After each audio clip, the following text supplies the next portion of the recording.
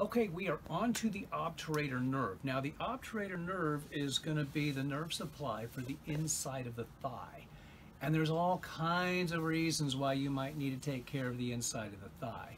Some referral patterns in here. The adductor magnus, refers right up through here, and the upper piece of it actually can fire off inside the pelvis, and it feels like a firecracker going off on some people. Those people really like this nerve floss.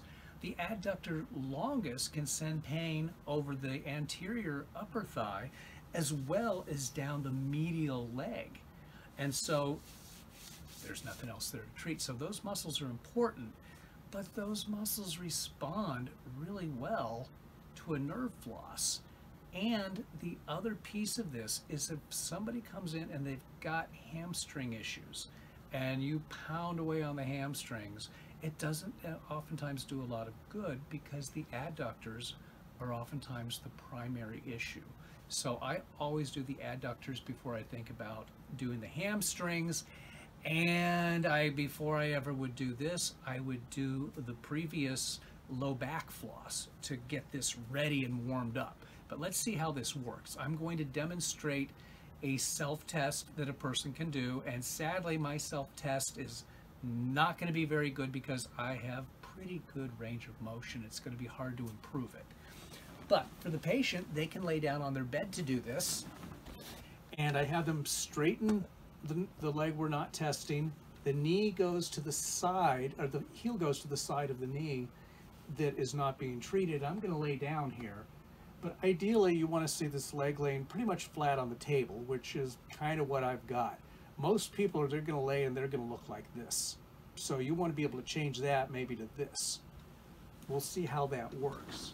The other thing that's going to be really important for this, if you've got a huge anterior tilt to the pelvis, because of the superior attachment here, you oftentimes get that huge tilt.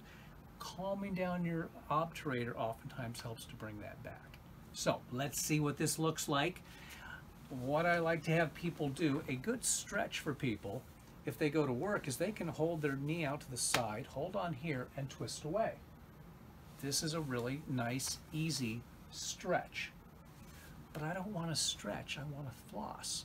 So in order to floss, what I'm going to do is I need to open my knee, but I also need to be able to look up.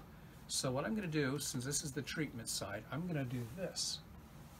I'm going to combine these motions. So it's a real easy thing to do. Now some people like to look straight to do that. Some people like to look to the side. As long as the head is going up, I'm going to be a pretty happy guy. And again, I'm not even going to bother with retesting this because I can't possibly do any better range of motion than what I already had. But that's what you would do, is you would retest that range of motion. Try that out.